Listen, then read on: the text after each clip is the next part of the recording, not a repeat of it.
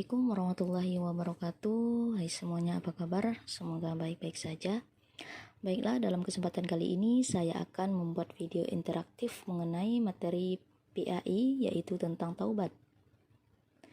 Tentunya kalian sudah mempelajari dan mengerti akidah Islam dan sifat-sifat Allah Subhanahu wa taala, bukan? Artinya kalian telah meyakini Allah sebagai Tuhan yang Maha Esa, yang patut disembah dan ditaati semua aturan-aturannya. Sekarang buktikan bentuk penghambaan kita dengan menanamkan dan membiasakan akhlak mulia pada diri kita, yang berupa salah satunya ialah taubat. Adapun pembahasan yang kita bahas ialah yang pertama pengertian taubat, kedua jenis dan syarat taubat, ketiga dampak positif taubat, dan yang terakhir ialah perilaku membiasakan diri bertaubat. Adapun pembahasan yang pertama ialah tentang pengertian taubat. Taubat secara bahasa berarti kembali. Secara istilah, taubat berarti kembali ke jalan yang benar dengan didasari keinginan yang kuat dalam hati untuk tidak kembali melakukan dosa-dosa yang pernah dilakukan sebelumnya. Dalam sebuah hadis disebutkan dari Anas, dia berkata, An Abi qala Rasulullah sallallahu alaihi wasallam, kullu bani adama khatta'un wa khairul khatta'inat taubat. Dari Anas dia berkata, Rasulullah SAW bersabda, semua Bani Adam pernah melakukan kesalahan, dan sebaik-baik orang yang salah adalah orang yang segera bertaubat. Hadis riwayat Ibnu Majah dari Anas.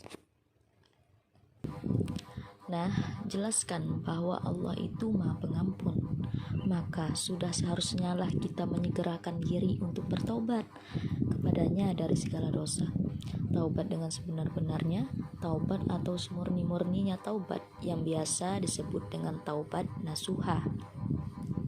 Kemudian pembahasan yang kedua ialah jenis dan syarat taubat.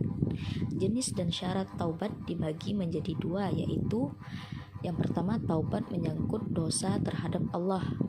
Imam Nawawi mengatakan bahwa ada 3 syarat dalam melaksanakan taubat yang wajib dilakukan oleh setiap muslim atas dosa yang dilakukan apabila maksiat itu di antara manusia dengan Allah dan tidak berhubungan dengan hak sesama manusia yang disebut dengan hakul adami. Maka ada 3 syarat. Yang pertama ialah meninggalkan perilaku dosa itu sendiri. Yang kedua, menyesali perbuatan maksiat yang telah dilakukan. Yang ketiga ialah berniat untuk tidak melakukannya lagi selamanya. Apabila tidak terpenuhi ketiga syarat di atas, maka tidak sahlah taubatnya tersebut. Kemudian yang kedua yaitu taubat menyangkut dosa terhadap sesama manusia. Gimana sih? Taubat menyangkut dosa terhadap manusia ialah dosa itu berhubungan dengan hak Adam atau sesama manusia. Maka lebih lanjut Imam Nawawi menyebutkan ada 4 syarat, yaitu yang pertama meninggalkan perilaku dosa itu sendiri, yang kedua menyesali perbuatan maksiat yang telah dilakukan, yang ketiga berniat tidak melakukannya lagi selamanya, yang keempat membebaskan diri dari hak manusia yang zalimi. Adapun pembahasan yang ketiga yaitu pembahasan tentang dampak positif perilaku bertaubat.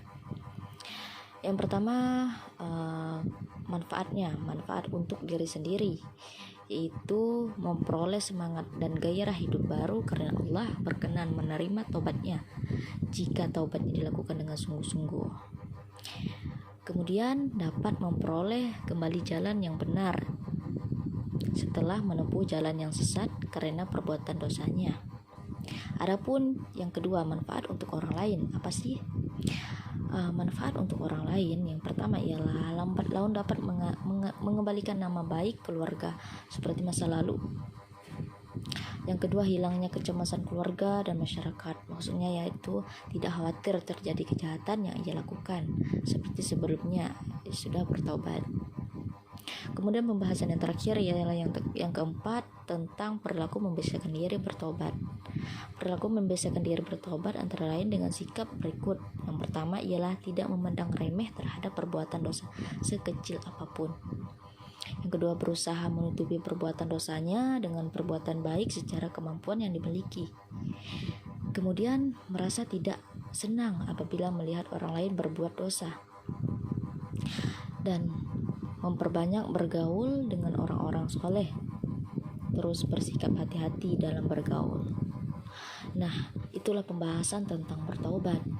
Jadi intinya, ketika kita melakukan kesalahan, kita harus mengingat sekecil apapun dosa kita, agar kita bisa kembali ke jalan Allah yang benar lagi dan lurus. Yang pastinya kita akan mendapatkan hikmah dan hidayah. Yang pastinya kita akan mendapatkan dampak positif dari diri kita sendiri, orang lain, ataupun dari Allah Subhanahu wa taala. Yang pastinya kita diridhoi Allah Subhanahu wa taala dalam sepanjang kehidupan kita. Sekian pembahasan dari saya, semoga bermanfaat. Apabila ada kata-kata yang salah, karena kata-kata yang salah datangnya dari saya sendiri, yang benar hanya datang dari Allah Subhanahu wa taala. Sekian, wabillahi taufiq walhidayah. Wassalamualaikum warahmatullahi wabarakatuh.